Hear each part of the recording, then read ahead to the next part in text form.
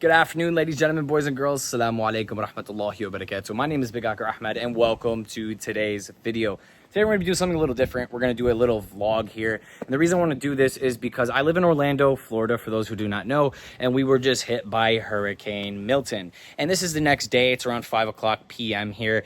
And it hit us all throughout last night from around 2 a.m. to around 5 a.m. in the morning. It was pretty intense. My house was blowing left and right. My screen enclosure in the back over my pool was looking like it was gonna fly away. A lot of bars from the screen enclosure fell down and broke off. We have broken trees that are snapped in half. We have a lot of debris from trees and items and garbage cans and all types of things around here. And it made a mess. But I want to go ahead and basically enlighten the world, because me coming from Detroit and living in Orlando for a couple of years, I've experienced these hurricanes. I've gotten used to how to deal with them. And I used to think that anyone that was in Florida who didn't evacuate during a hurricane was just asking to die. But now I understand that that's not the case. And people in Florida, it's a lot better if the storm is going to be a category 1, category 2, or even category 3 sometimes, that you just wait it out and you stay in your home and you protect your house, because it's not going to rip your house away unless you are directly on the coast and you're getting these big surges, right? If you're getting a 10, 15 foot storm surge, that's 10, 15 feet of water running at 10 to 20 miles per hour. That's over 600 to 1,000 mile per hour wind force just from the water that can wash away houses, complete apartment buildings, complete hotels. It can completely demolish a city. But when you're on the inlands, when you're in the center of Orlando, I don't see that as necessarily something that's going to happen, right? The water would have to basically travel from the coast all the way inwards 120 miles or so, and then flood up an altitude of around 200 feet off of water level, surface level. Now, the point of this video is to basically showcase what happened in Orlando.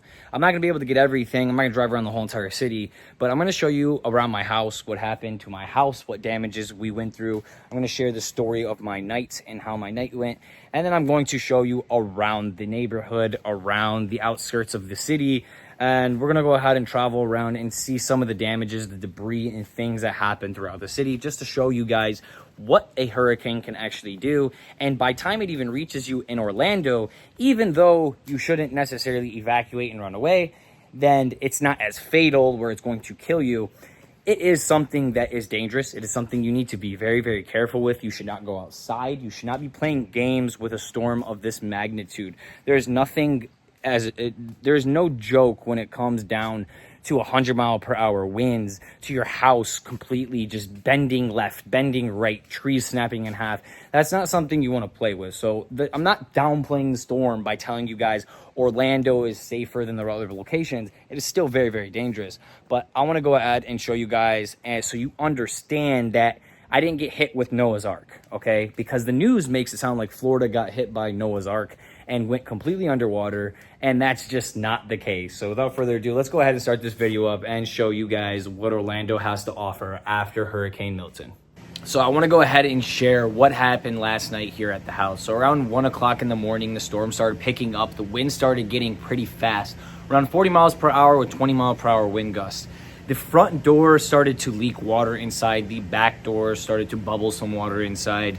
We had some other issues as well, such as the pool started to overflow. Even as we had drained it, even as it was currently draining, the pool started to overflow with how much rainwater was coming in. I had to go outside and take a bucket, probably around a 3 to 4 gallon bucket, and just keep scooping water out of the pool. Our pool is pretty big. I believe it has 37,000 gallons of water. I think I removed somewhere around 1,000, 2,000 gallons of water just with the bucket. So that was a lot of work. It literally killed me. The wind was furious. I was scared the screen structure was gonna fall on top of my head.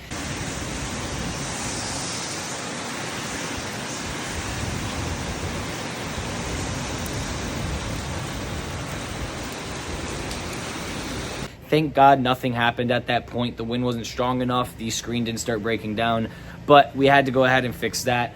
somewhere around 2 to 3 o'clock in the morning is when we started getting hit, and the hurricane was right underneath us at a category 1. This is when winds started picking up to around 60, 70 miles per hour with 20-mile-per-hour wind gusts coming through. It was crazy, guys. The house felt like it was ripping apart. The screen felt like it was going to fly out. And at this point, us and our neighbors started to receive flooding issues and power issues. My power went out around 3 a.m. Around 3:15, my neighbor had gone ahead and texted us telling us that his bathroom had flooded. All the water from the sewage from the bathroom was coming up through his shower and flooding his first floor. So what did we do? We went inside. We checked it out. It was completely dark in here. We live on a lake. It was pitch black with no power. We went into the bathroom, and to our surprise, guess what? The water was coming up and out of the drain. My mother had gone ahead and put a lot of her patio furniture's pillows out there inside of the bathroom. So inside of the shower, she just kind of went ahead and stored them there. So the shower actually ended up pushing all this water through, and the cushions absorbed all that water and ended up protecting our bottom floor of the house from actually flooding, and allowed us to go ahead and fix that issue before it went ahead and got worse. But the plumbing was wild. It completely stopped working. We couldn't shower. We couldn't drink water from the sink. We could not flush the toilet. Every single thing about the plumbing was backed up, meaning the water was coming upwards. It was not going downwards. So that was also an issue that we had throughout the whole entire night until the next day in the afternoon, which wasn't very, very fun. Now, as the storm started to intensify through the night from 3 o'clock to 5 o'clock, like I said, we lost power. Water started coming up through our doors, even though there were sandbags on them, even though that we made sure our pool wasn't flooding. The water started flooding in from the back, flooding in from the front. Thank God none of our floors took any damage. We ended up getting all of that water out of here. But it was a scary night. The winds were very, very intense. And my whole entire family slept downstairs in case there was a tornado that was to form or anything bad was to happen. We were able to get into safety underneath the stairs and protect ourselves. So our night was pretty wild. The only other storm that kind of rocked us like this was Ian a couple years ago in 2022. I remember Ian completely damaged our screen structure. No flooding in the house, no power issues really. Power went down with Ian for like 10 minutes, and the light poles around the neighborhood, like in front of my house, they came down, they started falling down, trees were broken. Ian was a little more intense. It didn't feel as intense as this one. The pressure on my house was way more intense with this one, but Ian did a little bit more damage and was a little bit more scary. So thank God we ended up surviving that, and we have lived to tell the tale. And it was a good experience and a bad experience at the same time. You need to live through things like this to go ahead and gain some survival experience. So I'm happy I lived through it. I'm happy to see the strength of God and some of the storms that come through here. They're unmatchable by any human being's weapon or power of anything. So that was my story. That was what happened during the nighttime.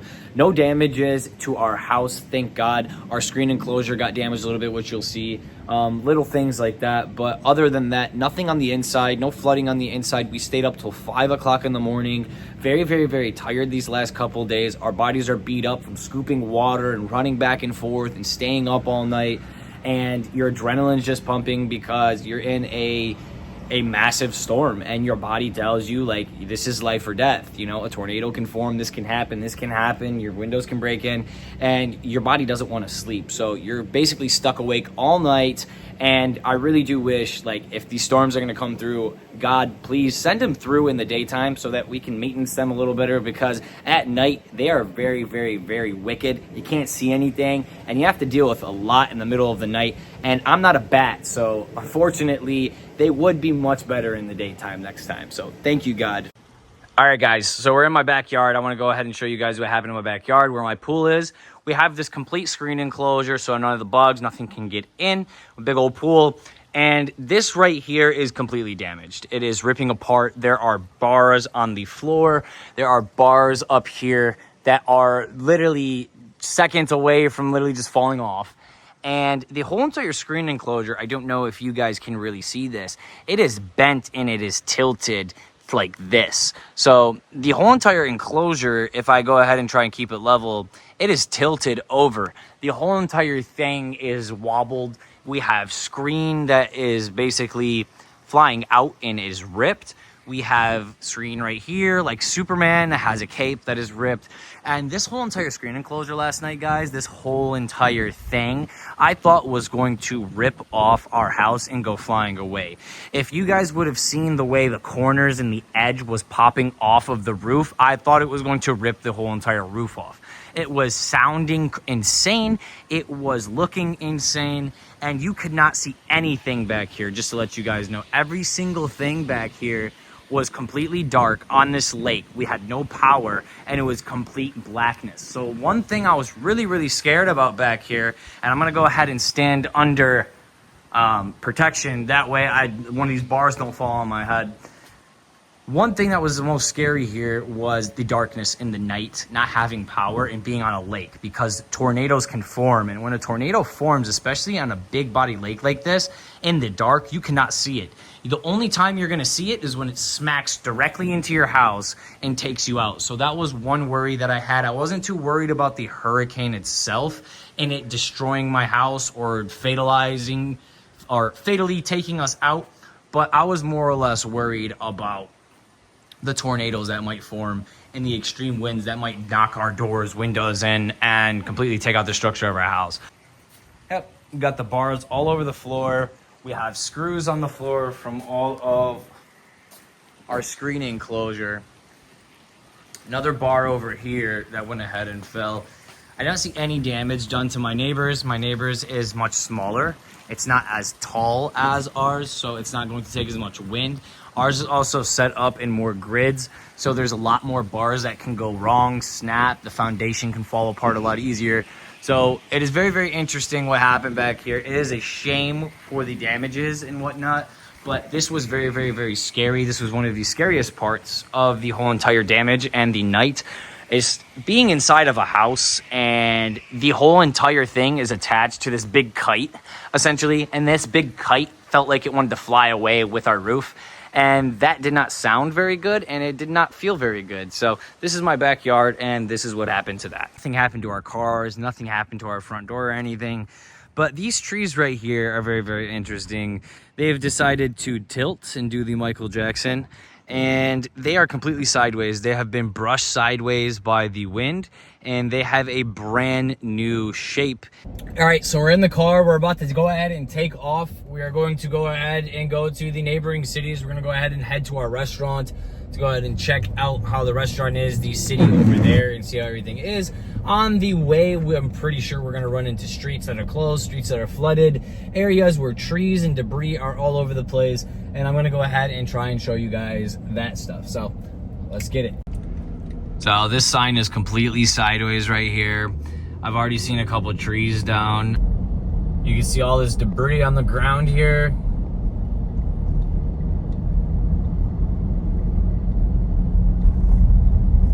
These trees got messed up here in this little forest area. I live by some farmland, so a lot of wind can sweep through here in between the houses. As you can see, the street I'm driving on is pretty dirty. There's a lot of houses here though, so the wind gets blocked by them, where if we're gonna go up a little bit next to the farmland, it should have a little bit more damage and flooding because it's wide open, but we're about to find out. It's really smoky over here too. As you can see, all the leaves from the trees are all over the ground. Storm's really bad. The road to our left here is completely closed,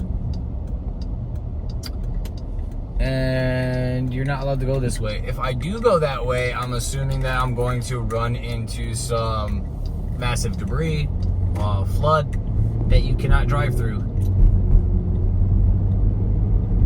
As you can see, these trees are completely tilted over above our head and go across the street, and they are tilted on the other ones. That is kind of scary. If that falls, that will crush a car. This church's sign is completely ripped down. All these trees have massive debris. So far so good. It's looking good over here, even though this is a lot more of a wide open area. These parking lots are completely flooded over here to my left and my right side, and there's debris all over them. But for the most part, it looks good. It looks pretty easy to clean. Just some swept up leaves that usually take care of themselves. You can see that this fire hydrant here is completely leaking. I'm gonna slow down a little bit. You can see that that fire hydrant is completely shooting out water and leaking, and it's causing this big stream of water on the right side of the road to form. So we have a new river that was completely created from that fire hydrant. That fire hydrant is shooting out water. Right here, there's some flooding in some of this farmland. Lot of wet land here. As you can see, all the water on the left side of the road. We have cows and horses that live up in there. That is the extreme amount of water here. Yeah, the cows are walking through it, and it's probably up to their knees. There's probably around 2 feet of water in here, and the cows are just walking through it. We're going to drive to where my restaurant is. I'm turning anyways, even though it's a red light, because I am sick of the lights in Florida. So there's a toll right here. As we're driving through the toll, there is quite a bit of debris from the trees and stuff right here, just driving through the toll. But as you can see, it's not like everything's ripped apart, houses are falling down, but you have broken tree branches, broken trees, you have debris everywhere. But it's nothing like detrimental to the complete city of Orlando. It's nothing that a day or two's good work won't fix. And just so you know, guys, I am out here a little bit later in the afternoon at 5 o'clock. The storm did die down around 9 o'clock in the morning.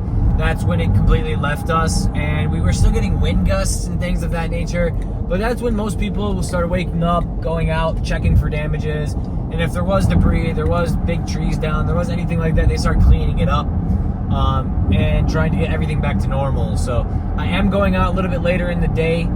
There's going to be a little less flooding water. There's going to be a little bit less debris, a little bit less damage than there was earlier today, for instance. So just do keep that in mind as well.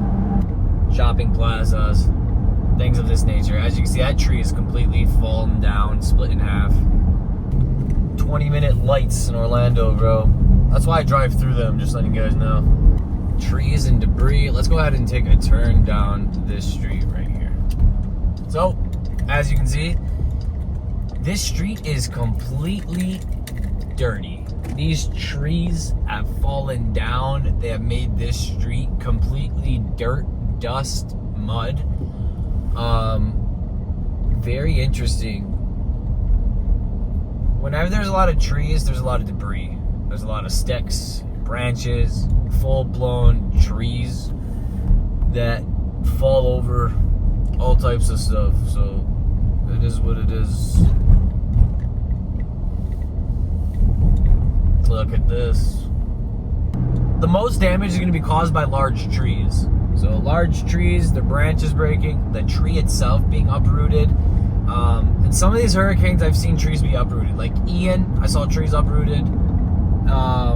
When I was here for Irma in 2017, when I came back, I actually evacuated for that one. When I came back to see the destruction of Irma, there was trees uprooted everywhere. The damage was actually wild. There was debris everywhere. It was pretty intense. But I think Ian was the worst hurricane that we experienced in Orlando. Last night was pretty intense though. I can't even lie. There was something about it. The wind didn't feel as strong as Ian, but the pressure. Right here is a tree broken down. You guys see that? It is completely snapped in half. That tree. Wow. I'm trying to show you the gas station. So the gas station has their windows boarded up and it says open.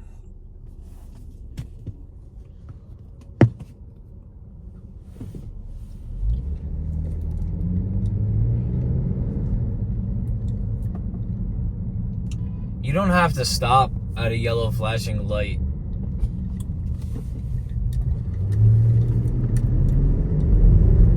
I almost hit that guy, and because he stopped when he was not supposed to stop. Everything looks good here in the parking lot of the restaurant.